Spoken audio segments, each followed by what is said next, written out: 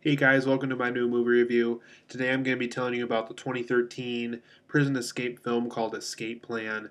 It was one of the first non-Expendables films that Sylvester Stallone and Arnold Schwarzenegger teamed up for. So this is the first time we've actually seen them together on screen, and it's not an Expendables film, so that was kind of interesting in that own way since they always wanted to work together throughout their careers and things like that.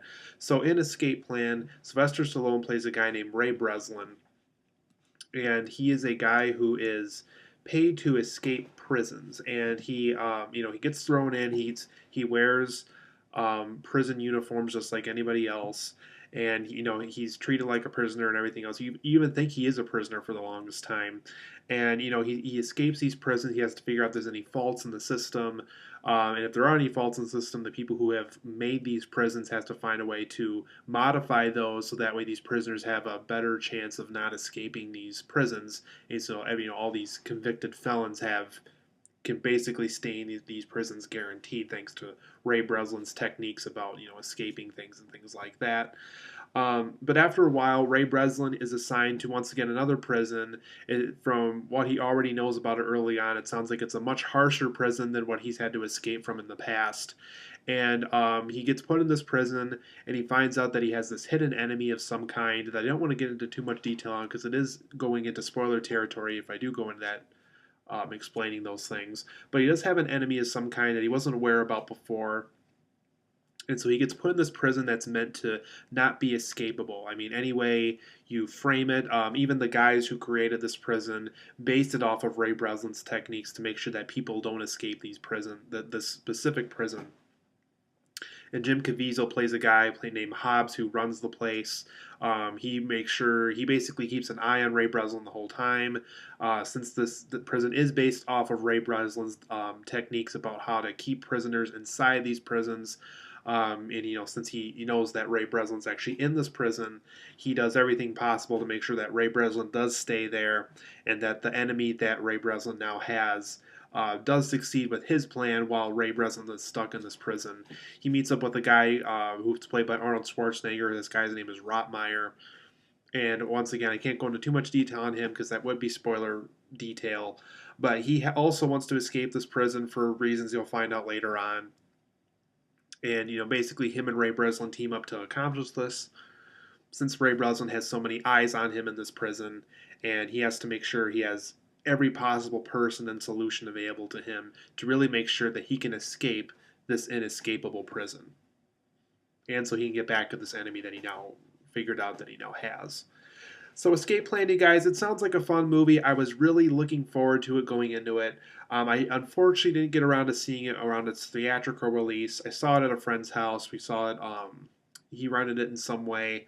And so, we were watching it at his place. I finally got around to seeing it. I really wanted to see it for a long time. It sounded like a fun film. It was originally called The Tomb, which I personally think is a better title than the one that they actually went with. I liked the idea of Sylvester Stallone and Arnold Schwarzenegger teaming up with each other outside of an Expendables film. And it sounded like a fun way to kind of revisit the prison escape genre since, like Shawshank Redemption and, Escape from Alcatraz and things like that. It sounded like it was in the same vein of that. And I was unfortunately a little bit let down in that department because those other films like Shawshank Redemption and like Escape from Alcatraz, those are such terrific films, and it's very hard to live up to a film like that.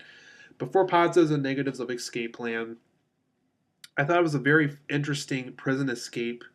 I thought the film did a good job explaining the prison escape plans. I like how Ray Breslin kind of, he talks about these things, like people within this inescapable prison, like Arnold Schwarzenegger's character and things like that. I like how they kind of visually show what he's talking about, and it makes sense about how he's talking about, and kind of how he has this third eye that not a lot of people have. And he's like, okay, well, people can escape if this guard's doing this, or if they give you chocolate milk, you can tear it apart and do this with the chocolate milk, and that can create this to open up this door, and things like that. I really liked how this character was able to explain that to us, and kind of how we saw what he was able to see to be able to make up these things to escape these prisons. I also like how the film did a great job making sure these prison environments felt awful and harsh. That these prisoners didn't get a bath a lot. They got very minimal meals. that, it was always dirty, that the prisoners were always fighting each other. It was a very unpleasant thing to be in, specifically in the prison that Stallone is in throughout the course of the film that he isn't meant to escape from. They really did a good job making sure that environment felt really harsh. They even put masks on the guards so you don't know what their faces look like, so they all look the same and things like that.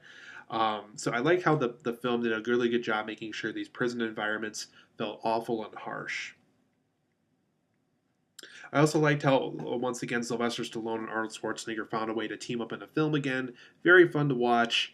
This, unfortunately, isn't the best way to see them team up.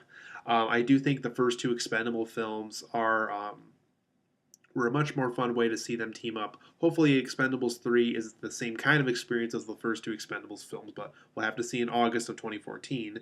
Um, but yeah, it was fun seeing them team up. I liked that aspect, so it's enough to make it a positive statement for this film. But at the same time, we've seen them team up in a better story, I thought.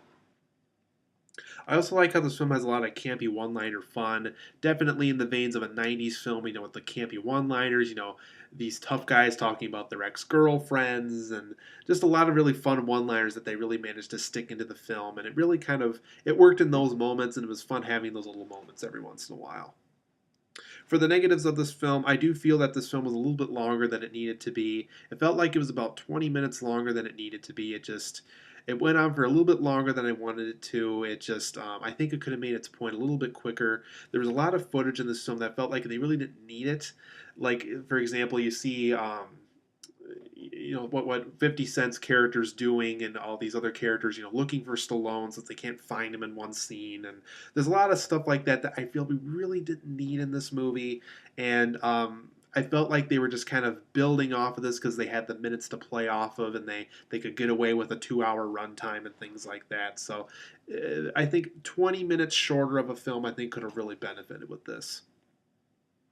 There are some very overly cheesy scenes in this. A lot of scenes where, if a lot of this stuff happened in real life, they'd probably get hurt really badly. I don't think these prisons will be as easily escapable as Ray Breslin or Stallone's character makes them out to be in this. Um, there's also a lot of stupid characters in this, and that's really how a lot of this escape stuff works, just because a lot of the characters in these prisons are very stupid people. And I really hate when a film makes characters stupid just so these characters can succeed with what they're doing and things like that. So I just really couldn't buy into the overly cheesy moments. It was really just not very fun to watch after a while. I felt both 50 Cent's character, or Curtis 50 Cent Jackson, as he likes to be called now, and even Sylvester Stallone's character felt very miscast in this. For me, I felt Curtis 50 Cent Jackson should have been one of the inmates in this inescapable prison. I think he fits that description better. I think his rap career kind of gave him that image a little bit better. I really didn't buy him as this computer nerd in this. He was very miscast. I think someone like I don't know, like William H. Macy or someone could have fit this guy's role better, or at least maybe somebody younger than William H. Macy that could have fit that part better. 50 Cent was not a good choice for that character. I also didn't think, because, when I think Sylvester Stallone, I think, like, tough guy characters like Rocky Balboa, John Rambo, or even characters like in Copland, where, he's kind of this cop trying to learn how to deal with these really harsh situations.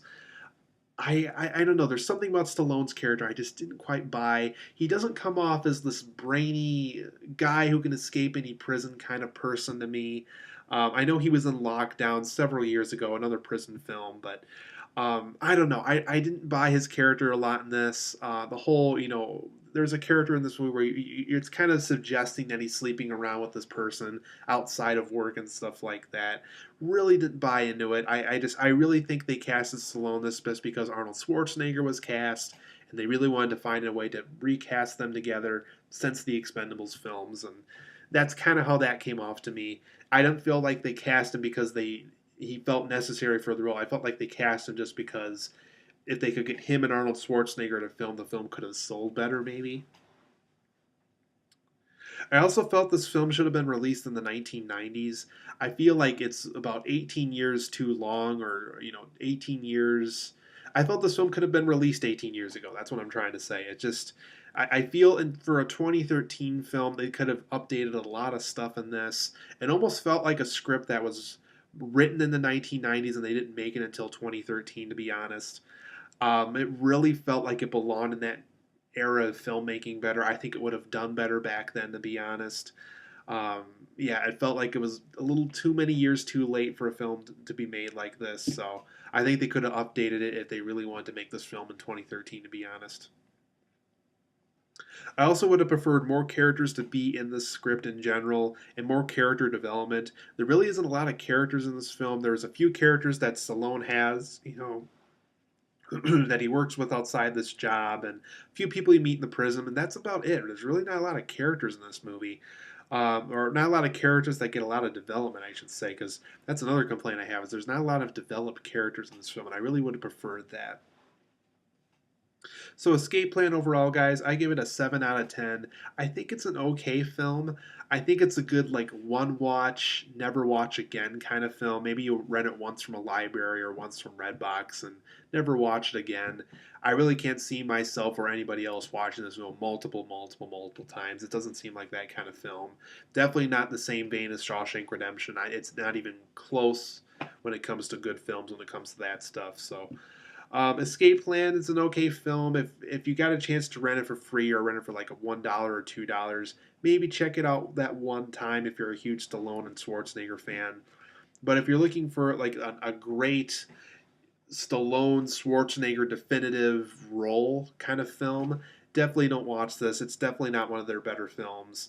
Definitely not a lot of signature moments for them to be offered in this. So Escape Plan, 7 out of 10. It's okay. Don't expect anything great with this movie, though.